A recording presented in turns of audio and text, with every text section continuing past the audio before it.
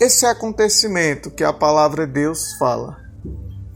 Sabemos que quem nunca viu um movimento como esse pode até se assustar, né? De repente, a gente vai num culto dentro da igreja e de repente só vê um pulando, só vê outro sapateando, outro rodando, outro falando uma língua diferente da nossa, desse português, mas ali é cumprimento da palavra de Deus. Porque quando a pessoa é cheia do Espírito Santo, ela sente o trabalhar e o toque de Deus na sua vida. Para mim pode ser estranho, mas ali aquele poder de Deus que está sendo manifestado na vida daquela pessoa representa o trabalhar de Deus. Deus muitas das vezes trabalhando no coração. Deus muitas das vezes trabalhando na mente, trabalhando no corpo físico, quem sabe trazendo uma cura no corpo, trazendo uma cura na alma e trazendo uma cura no espírito. Mas nós sabemos que a gente devemos entender que tudo tem controle. Tem pessoas que quando começam a se encher da glória e do poder de Deus, começa a fazer aquele alarme geral. E as pessoas que vão na igreja, que estão visitando, ficam assustadas. Rapaz, por que fulano tal só vive chorando ali na hora do culto? Que língua é aquela que fulano tal está falando? Por que fulano tal está dando aquela alegria toda, que ela está bem assim, bem animado, bem agitado? Aí deve-se haver uma interpretação. Qual? Que pode ser o poder de Deus ou não. Porque da mesma maneira que Deus opera, o inimigo opera. Da mesma maneira que Deus faz, o inimigo gosta de imitar e diz que faz também. Então nós temos que conhecer da palavra de Deus. Alguns entendiam que ali era o poder de Deus, porque Pentecostes trazido é festa. Mas outros diziam, será que está bêbado? Será que está embriagado? Algum que não entende pode até dizer assim, será que alguma coisa ruim encostou e ele está daquele jeito? Deve-se haver o cuidado. Pode ser Deus, verdade, mas também pode não ser. E quando é Deus, a gente conhece. Mas também quando não é Deus, a gente diz está repreendido em nome de Jesus. Porque sabemos que as coisas de Deus é com ordem e com decência. Mas também sabemos que as coisas do inimigo é com bagunça. Tem pessoas que dizem que está com o poder de Deus na vida e de repente sai derrubando os bancos da igreja. Isso não é Deus. Tem pessoas que dizem que está com o poder de Deus na vida e de repente sai rodando, rodopiando, bate nas costas de um, bate nas costas de outro. Isso aí não é Deus. Alguns dizem que está cheio do poder de Deus na vida e de repente começa a querer derrubar o banco, começa a fazer aquele alvoroço, começa a ficar roxo, a passar mal. Isso aí não é Deus. Porque as coisas de Deus, diz a Bíblia, é com ordem e decência. As coisas de Deus têm moderação, as coisas de Deus são educadas e têm embasamento e base na palavra de Deus. Amém? Mas nós sabemos que é assim. Quem nunca foi num culto desse, que é conhecido como culto pentecostal, pode se assustar. Eita, de repente a irmã está ali sentada e o pastor começa a pregar, fazer uma oração forte. Aí a pessoa começa a chorar, que não para, começa a querer pular, soltar do banco. Aí a gente tem que tomar o máximo de cuidado para interpretar o que é. Agora, se de repente a pessoa começar a cair, a se bater no chão, tenha certeza que ali não tem nada de Deus, ali é coisa do inimigo. Eu lembro de um culto que eu assisti na internet, que era a mulher passando mal, infartando, e o pastor dizendo que ela estava com um couro. Eu digo, pastor, isso aí não é o cão e nem Deus, isso aí é caso de você orar por ela, para Deus libertar desse mal e também procurar socorro médico. Que uma pessoa que está morrendo, o que é que tem que fazer? Pedir a Deus para ter misericórdia, cortar o laço de morte, enfermidade, mas também pedir socorro médico. Será que naquela hora não tinha um médico ali perto, não? Não tinha um enfermeiro para tentar entender o que é que a mulher estava sentindo?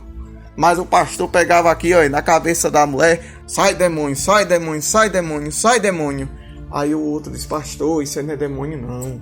O senhor não está vendo que a mulher está passando mal? A mulher está tendo crise de infarto, está passando mal, está com aquela agonia no peito. O que a gente tem que fazer é orar por ela. Mas se tiver algum médico por aqui, chamar para massagear ou aplicar um medicamento para ver se passa esses sintomas de infarto. E se der tempo, a gente pega, bota dentro da SAMU, por exemplo, leva no hospital, só não pode deixar assim. Aí de repente, a pessoa pode não ter sabedoria e acontece o quê? A pessoa pode não ter sabedoria e acontece o quê? Traz escândalo. Olha, morreu na igreja dos crentes. Olha, morreu na igreja dos crentes. Só foi para a igreja dos crentes que morreu. Mas é como eu disse a você no início. Cada caso é um caso.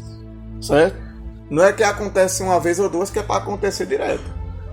Não é que acontece comigo que vai acontecer com outro. Cada caso é um caso. Né? Mas ninguém está livre de nada. Mas ali eu entendo como foi falta de sabedoria do pastor, que pensava que era o capeta, mas não era. Era a mulher passando mal.